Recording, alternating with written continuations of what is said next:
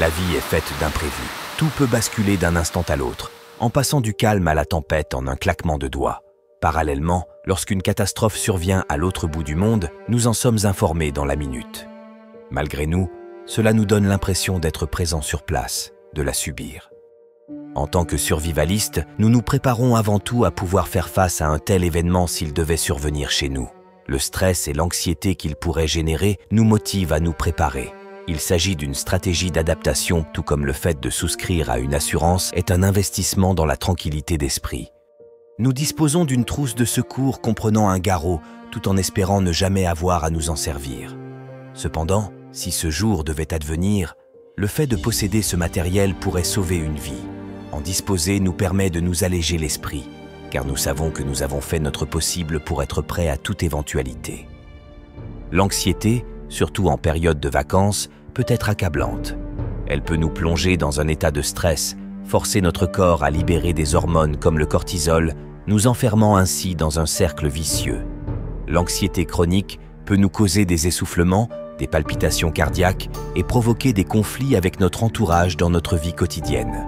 Dans cette vidéo, nous allons évoquer les possibles causes d'anxiété liées à la préparation et les manières de maîtriser ce stress.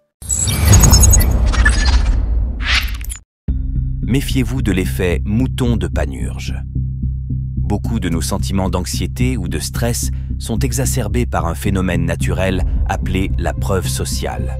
Nous voyons d'autres personnes faire des achats paniques et nous en concluons automatiquement qu'une catastrophe est imminente.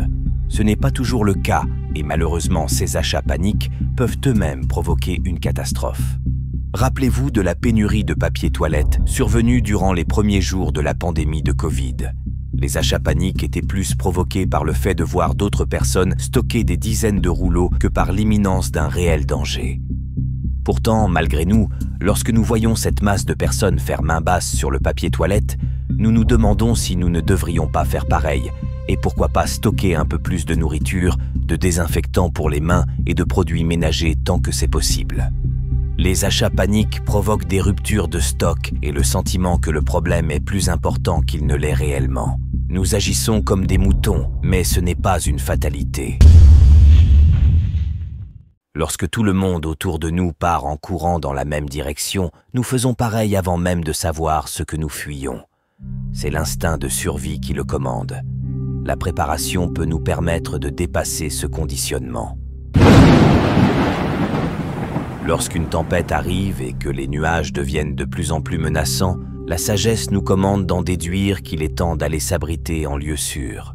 Lorsque nous regardons la foule indifférente aux menaces que nous percevons, il est sage de nous défaire de notre conditionnement moutonnier et de nous concentrer sur nos propres préparatifs et notre sécurité. Courez avec le troupeau quand vous le devez et faites en sorte de comprendre rapidement pourquoi le troupeau court, mais ne vous laissez jamais submerger par le stress qu'il génère. Nous n'évoquerons jamais ici la fin du monde. De toute façon, personne ne sera jamais prêt pour la fin du monde. Si l'apocalypse ou une immense catastrophe mondiale devait survenir, votre préparation et tous les efforts que vous aurez produits n'auront plus aucun intérêt. Si un astéroïde frappe la planète et provoque une extinction de masse, votre prolifique potager et votre puits n'auront plus d'importance. Ne vous préparez pas pour un tel événement et ne stockez pas d'équipement pour faire face à l'apocalypse.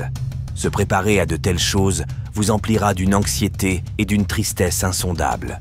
Évidemment, ces événements peuvent se produire, mais si cela devait avoir lieu, votre matériel n'aurait aucune utilité.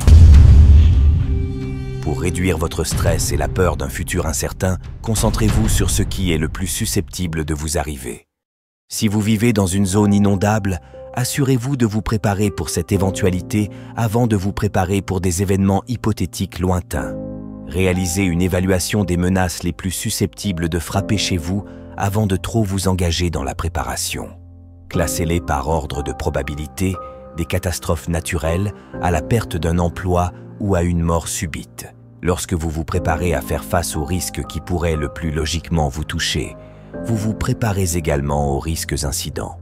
3 mois d'eau stockée, après tout, vous serviront de la même manière que la catastrophe soit une pandémie, une guerre, un ouragan ou des violences urbaines généralisées. Vous pouvez vous préparer pour le pire, mais pas pour la fin du monde.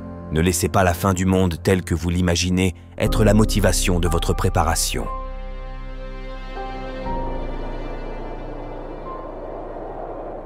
Prenez le temps de souffler. Il est peu probable que vous arriviez à couper et empiler tout le bois de chauffage dont vous avez besoin pour l'hiver à venir en une seule journée. Vous ne récolterez pas et ne mettrez pas en bocaux les légumes que vous venez de planter aujourd'hui. Pourtant, vous savez que vous devrez le faire, et cela peut parfois causer de l'anxiété. Nous avons parfois du mal à nous endormir parce que nous savons qu'une rude journée de travail nous attend le lendemain. Il faut s'arrêter, prendre une grande inspiration et se rappeler que le stress d'aujourd'hui sape l'énergie qui sera nécessaire demain pour surmonter ce défi. Rappelez-vous que vous ne pouvez anticiper et planifier qu'une certaine quantité de choses, ce n'est pas illimité. Souvenez-vous que vous êtes déjà bien équipé et capable d'adaptation pour atteindre vos objectifs. Un manque de sommeil pourrait vous empêcher de relever ce défi. Bien que la préparation comporte intrinsèquement une notion d'urgence, il est important de se remémorer que la meilleure manière de se préparer est d'en faire un peu chaque jour. Si vous n'avez pas tout de suite les fonds disponibles pour acquérir du matériel que vous jugez utile en urgence, posez-vous un instant. Remplacez cette action par autre chose d'utile, comme l'étude d'une nouvelle compétence. Si vous ne pouvez pas vous permettre d'acheter un filtre à eau pour le moment, mais que vous pourriez en avoir besoin, lisez tout ce que vous trouverez sur le sujet et apprenez également à en fabriquer un à partir d'éléments plus abordables. Apprenez l'utilité du sable, du charbon actif et de la céramique dans la fabrication d'un filtre, comprenez le rôle de chacun dans ce processus et comment en fabriquer un à moindre coût. La préparation n'est pas un sprint. C'est un marathon pour lequel vous devez vous préparer. Vous devez préparer votre esprit en engrangeant compétences et expériences. Vous devez préparer votre corps avec un mode de vie sain et actif. Ralentissez, pensez à respirer profondément et à vous concentrer sur la tâche suivante à accomplir, sans être submergé par les risques d'un avenir incertain. Apaisez votre esprit en contemplant le chemin que vous avez parcouru et continuez sur cette voie. Qu'avez-vous appris ? Si vous avez essayé de faire pousser une plante cette année et que vous avez échoué, c'est une nouvelle expérience à mettre à votre crédit. Apprendre de ses erreurs est toujours un accomplissement. Les leçons tirées de vos échecs sont les promesses de vos réussites futures. Vous ne pouvez pas prédire l'avenir, mais vous pouvez anticiper des résultats probables grâce à votre expérience et à votre compréhension des comportements humains. L'avenir vous surprendra toujours, mais votre préparation effacera une partie de cet inconnu. Prenez du recul et regardez autour de vous. Éloignez-vous des personnes pessimistes et préférez vous entourer d'un bon réseau de personnes positives et aidantes qui vous soutiennent et vous encouragent. Il est peut-être temps de vous recentrer. Construisez une communauté. Lorsque vous vous préparez, vous ressentez un peu d'anxiété et c'est justifié parce que vous voyez clairement la société se dégrader. Cependant, vous ne devez pas laisser cette anxiété vous accabler et vous paralyser dans votre progression. Vous pouvez transformer l'anxiété qui paralyse en motivation réelle.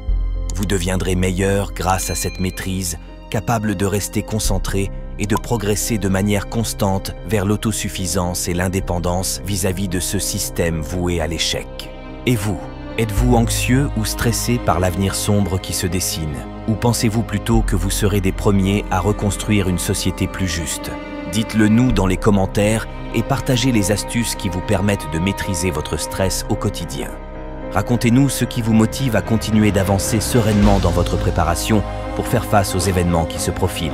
Bref, l'effondrement.